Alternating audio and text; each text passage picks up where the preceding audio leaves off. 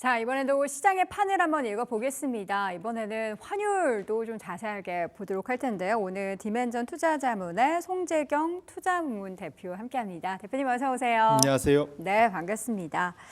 지금 올해 미국 같은 경우에는 연내 많으면 한 3차례 정도 금리 인하를 예상을 하고 있잖아요. 물론 그 금리 인하에 첫 번째 금리 인하가 뭐 25bp냐 50bp냐에 대해서는 여전히 말이 많기는 한데 결국에는 이러한 움직임들이 그러니까 금리가 인하 기조로 된다면 달러화가 약세 기조로 계속해서 더 빠질 수 있다 쪽으로 좀 볼 수 있겠네요. 맞습니다. 결국 지금 미국 나홀로 강세가 좀 한 10년에서 한 15년 사이 진행이 됐고요. 네. 그 사이에 소위 말하는 킹달러, 말씀주신 대로 킹달러가 또 상당 기간 지금 진행이 되면서 서학개미 분들은 이제 미리가 들어가신 분들은 상당히 해피하셨는데 반면에 이제 동학개미 분들 입장에서는 상대적 소외감, 특히 올해 같은 경우는 연초 위에 사실 변게 별로 없는 이런 느낌이 있어서 상당히 좀 걱정이실 텐데 그나마 이제 말씀 주신 대로 이 코너의 이름이 판이 바뀐다지만 확실히 판이 바뀔 수 있는 큰 변화 결국은 연준이 역대급으로 금리 인상을 했고 그 금리 인상의 끝이 보이고 이제는 금리를 인하하는 쪽으로 간다는 측면에서 상당히 좀 기대를 갖게 하는데요. 좀 차트가 있는데 좀 장기 차트입니다. 1970년 이후에 상당히 장기 차트인데 짙은 파란색 선과 노란색 선이 있어요. 노란색 선이 달러, 올라가면 달러 강세, 내려오면 달러 약세입니다. 근데 지금 보통 그 미국 짙은 파란색 선이 미국 주식이 위로 올라가면 미국 주식이 나머지 나라보다 좋아지는 거고 내려오면은 나머지 나라 우리나라 같은 나머지 나라가 더 좋은 상황이 되는데요. 결국은 킹달러 시대가 거하고 이제 우리 원화의 강세가 나타난다면 그런 측면에서 놓고 보면 확실히 우리 동학개미 투자자분들한테는 기회가 올 수 있다. 다만 이 상황에서 중간에 상당히 변동성은 클 수 있습니다. 왜냐하면 달러가 약세로 가는 것이 그러니까 미국이 연착륙하면서 달러 약세로 무르르듯이 자연스럽게 흐르면 미국에서의 자금이 서서히 다른 나라로 빠져나올 텐데 네. 오히려 이제 혹시라도 침체 우려 때문에 급격한 변동이 있으면 오히려 역으로 이제 달러 강세와 함께 단기간 달러 강세와 함께 해외에 나간 자금이 오히려 빨려 들어갈 수도 있습니다. 그래서 네. 두 가지가 단기간에 있을 수 있기 때문에 그걸 감안해 두시고 큰 그림에서 긴 그림에서는 달러 약세는 우리 투자자분, 우리 한국에 투자하는 우리 동학개미들한테는 굉장한 호재가 될 수 있겠다 이렇게 말씀드립니다. 네.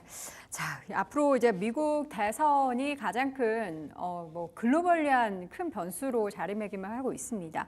그동안에는 이제 바이든과의 경합에서는 트럼프 후보가 앞섰는데 이번에 해리스 부통령이 새롭게 등장하자 정말 이례적인 변화가 생기고 있는데 중요한 거는 이게 끝날 때까지 끝난 게 아니지 않습니까? 확실하게 누가 대통령이 당선될 거다라는 확률을 우리가 알 수는 없는 상황인데 그렇게 되면은 시장은 이 불확실성이 있는 상황에서 변동성은 자연스럽게 확대될 수밖에 없는 거겠죠. 맞습니다. 이게 이제 계절성이라는 걸 우리가 보잖아요. 계절성. 1년 내내 왠지 그 달에는 뭔 일이 벌어져 이런 거 왠지 모르지만 네. 그걸 보통 우리가 이제 설명하기 어려우니까 쉽게 붙여서 시즈널리티, 계절성 이렇게 얘기하는데요.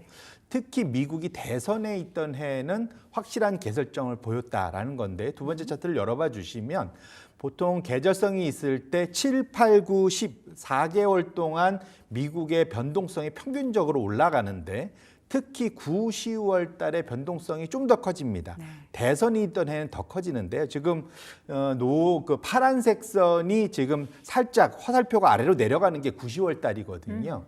이게 이제 보통 미국의 평균 대선이 있을 때 9, 10월 달에는 지수가 좀 빠지더라. 이런 이제 변동 계절성을 보실 수 있는데 여기에서 좀 더 우리가 조심해야 돼요. 이게 이게 한 45년도 뭐 이 엄청 긴 차트입니다. 그래서 네. 이게 75년 동안의 평균이니까요. 이제 의미 있는데 밑에 붉은색 선이 우리한테 좀 더 의미심장합니다. 이게 뭐냐면 오픈 필드 일렉션. 또 되게 어려운 말인데 쉽게 말하면 지금 현재 양당 후보가 현직 대통령이 아무도 없는 경우를 오픈 필드라고 합니다. 네. 이게 원래는 오픈 필드가 아니었어야 돼요. 바이든이 그대로 달렸으면 현직 대통령과 상대편 후보가 같이 경합하는 그렇죠. 거여야 되는데 지금 해리스 부통령이 후보가 되면서 둘 다가 지금 다 그 현직이 아닌 오픈필드가 됐기 때문에 그런 측면에서 놓고 보면 변동성이 좀 더 커지는 과거의 경험 통계치가 있다라는 거고요. 그럼 왜 이런 일이 벌어질까 싶을 합니다. 이제 현직은 예측이 가능하잖아요. 그리고 트럼프도 사실 어찌 보면 예측이 가능한 상황이에요. 네. 과거. 근데 문제는 해리스에 대해서는 지금 예측이 안 되지 않습니까? 그래서 양쪽 둘을 놓고 보면 오픈필드 일렉션 구간이 있기 때문에 9, 10월 달에 변동성이 좀 커질 수 있다는 측면에서 우리 투자자분들도 그러한 변동성이 항상 대비하는 긴장감에 끈을 놓으시면 안 된다 이렇게 말씀을 드립니다. 네. 자, 이 시장이 가장 싫어하는 부분이 바로 불확실성인데, 이 불확실성이 아무래도 11월 대선까지 그러면은 자연스럽게 9월과 10월에 있어서의 증시는 계속해서 출렁일 수밖에 없다로 생각을 해야겠네요. 맞습니다. 그리고 또 올해 연초 이후에 워낙 많이 올랐었잖아요. 네. 그리고 7월, 8월 초까지 큰 변동성 한번 겪었습니다. 그런 것들을 놓고 본다면 변동성에 대한 고민을 좀 하셔야 될 필요가 있을 거고요. 왜 그러냐면 이제까지는 물가와의 전쟁을 하다가 이제는 이제 물가의 전쟁은 끝나고 나니까 이제는 갑자기 또 다시 침체에 대한 우려 이것이 같이 나타나기 때문에 변동성이 좀 더 확대될 수 있는 구간은 분명하다 말씀을 드리고 싶고 네. 아무래도 연준이 9월 이번 FOMC 쪽에서는 확실히 금리 인하 가능성이 매우 높은 상황이지 않습니까? 이런 연준의 첫 번째 금리 인하 이후에 우리 투자자분들은 또 우리나라의 대장주가 이제 반도체 업종인데 네.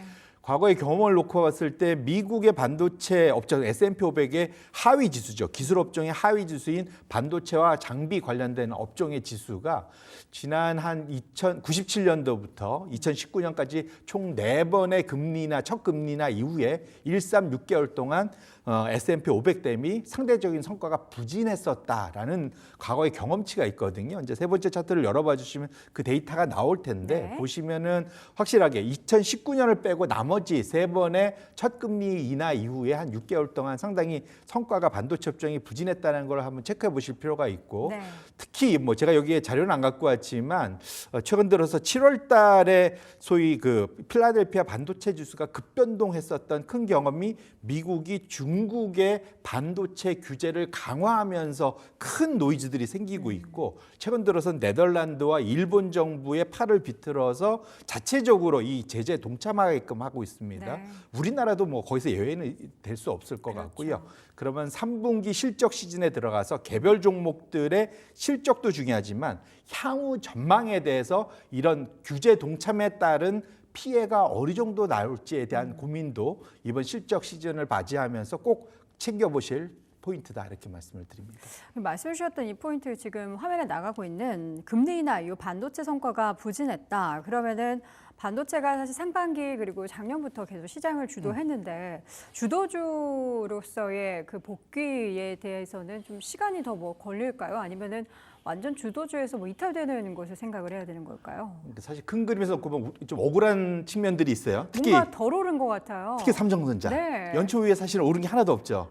SK 하이닉스 투자자들은 그래도 좀 번개 있는데 네. 그런 측면에서는 둘 중에 놓고 보면 그래도 저도 개인적으로 삼성전자가 좀 더 기회가 있을 거다 이제 생각을 하는데 모멘텀도 하반기에 많잖아요. 맞습니다. 뭐 오른 게 없으니까. 네. 그리고 반도체만 있는 회사는 아니기 때문에 그런 측면에서 놓고 보면 좀 상대적으로는 그 말씀 주신 대로 기회가 좀 있을 것 같은데 큰 판 우리가 지금 판을 얘기하고 있잖아요. 그렇게 놓고 보면 투자자들 입장에서는 우리가 이게 돈이 화수분처럼 많으면 이게 좋은 것 같으면 여기다 투자하고 빠지면 좀 기다렸다가 또 기다리면서 또 새로운 종목 나오면 새로운 데 투자하고 계속 투자를 늘리면 될 것 같은데 불가하지 않습니까? 그렇죠. 그러니까 안 됩니다. 그래서 우리는 전체 시장을 100으로 놓고 어디 쪽에 자금이 쏠려 있는지를 보고 이제는 판이 바뀌면 안 쏠려 있는 쪽으로 자금의 흐름이 옮겨갈 거를 감안하면서 우리 포트폴리오를 조정할 필요가 있는데요.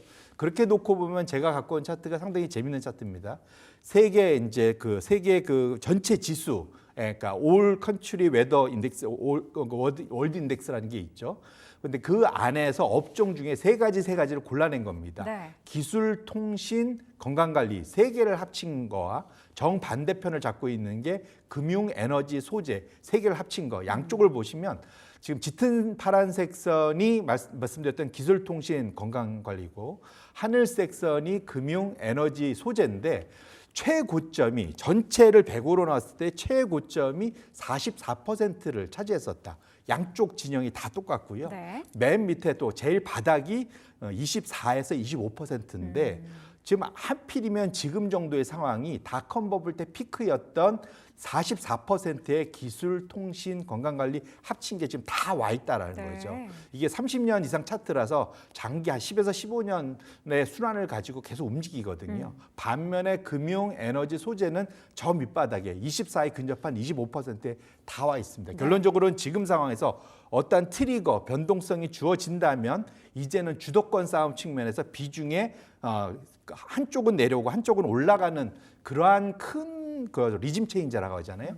이러한 그런 주도권이 크게 바뀔 수 있는 상황이라는 측면에서 네. 이 차트를 좀 유심히 보시면서 본인의 포트폴리오가 너무 한쪽에 치우치지 않았는지 꼭 점검해 보시면서 다각화하실 필요가 있겠다 이렇게 말씀드립니다. 그동안에는 반도체 위주로 포트폴리오를 짜셨던 분들은 다른 섹터에 있어서의 관심을 조금 가져보면서 포트폴리오 분산이 필요하겠다라는 건데요. 저희가 잠시 후에 자세한 또 섹터 이야기는 여러분께 전달드리도록 하겠습니다.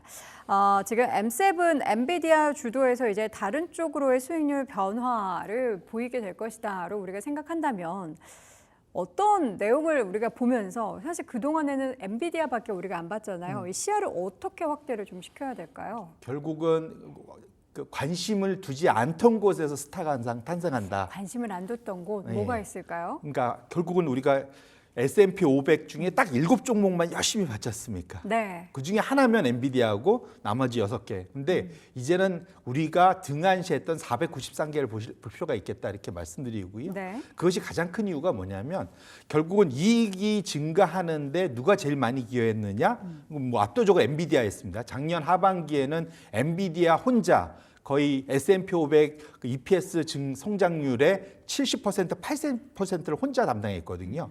여기에 나머지 M6 다 합쳐서 M7 하면 100%가 넘어갔었어요. 네. 이 100%가 넘어갔었던 이유는 493개가 역성장, 이익을 올리긴커녕 끌어내려왔었다는 거죠. 근데 이 판이 올해 하반기부터 바뀌기 시작한다는 겁니다. 그래서 5번째 차트를 열어봐 주시면 확실하게 그 음영 전체를 100으로 놓고 봤을 때 큰 차이가 있는 거 보실 수 있는데 엔비디아가 거의 절대적인 땅 따먹기로 하면 가장 큰 비중을 차지하고 있다가 M7까지 포함해서 올해 상반기까지만 해도 거의 100%를 차지하다가 이제 노란색 선이 땅 따먹기를 내년 말까지 크게 늘리는 것을 확인하실 수가 있습니다. 결론적으로는 이익이 앞으로 성장할 때 여기에 대한 기여도 지분이 누가 제일 많으냐? 이제는 M7이 아니라 나머지 493개이기 때문에 저 분야에서의 투자가 중요하고 거기에서 어찌 보면 아까 우리가 봤던 금융에너지 소재나 또는 이따 얘기할 부동산이나 유틸리티나 이런 쪽에서의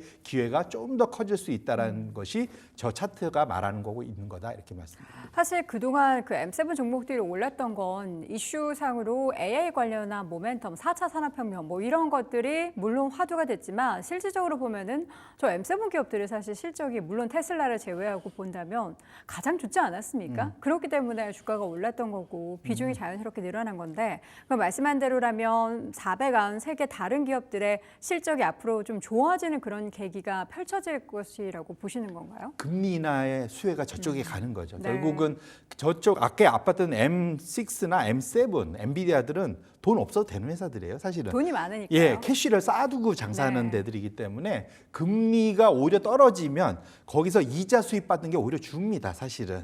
잘 생각해 보시면. 근데 오히려 그 사이에 빚내서 장사하던 그런 회사들은 금리가 떨어지면 분명 혜택을 보거든요. 그런 측면에서 놓고 보면 앞으로의 금리 인하의 효과는 오히려 M7보다는 나머지 493개에서 나타날 확률이 훨씬 높다 보셔야 될 것 같고 우리가 보면 절대 이익 그렇게 따지면 우리나라는 삼성전자만 이익이 제일 크니까 늘 좋아야 될 것 같은데 꼭 그렇지 않잖아요.